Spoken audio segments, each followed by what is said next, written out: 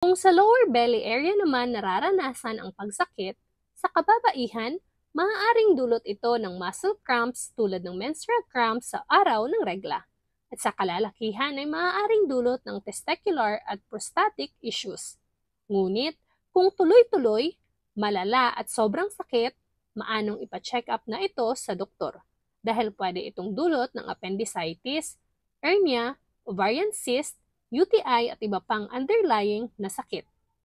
Ito ang iba't ibang over-the-counter na gamot na pwedeng inumin kung mild lamang ang sakit na nararanasan sa lower belly area. Una, hyoscine and butyl bromide. Ang brand na available sa market ay Buscopan at Buscopan Venus. Ang Buscopan Venus ay may kasamang paracetamol. Ang Buscopan ay isang antispasmodic, meaning naiibsan nito ang muscle cramp sa tiyan kaya nagiging relax ito at naiibsan ang sakit.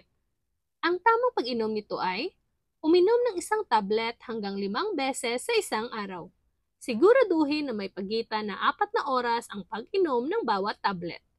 Kung naibsan na ang pananakit, for example, sa ikatlong tablet pa lamang, pwede nang huminto sa pag-inom. Hindi ito pwedeng inumin ng araw-araw at tuloy-tuloy. Kung hindi naibsan ang pananakit ng tiyan kahit umiinom na nito, magpakonsulta na kaagad sa doktor. Pangalawa, dicyclovirin. Ang dicyclovirin ay isang anticholinergic na gamot. Pinipigilan nito ang pagsikret ng mga gastrointestinal secretion. Pinapababa din ito ang secretion ng saliva at sweat. Pinapahina din ng dicyclovirin ang galaw ng ating gastrointestinal tract, kung kaya't naiibsan ang pananakit na dulot ng diarrhea, constipation at muscle spasm. Ang tamang pag-inom ng dicyclovirin ay uminom ng 2 tablet hanggang 4 na beses sa isang araw. Siguraduhin may laman ang tiyan bago uminom.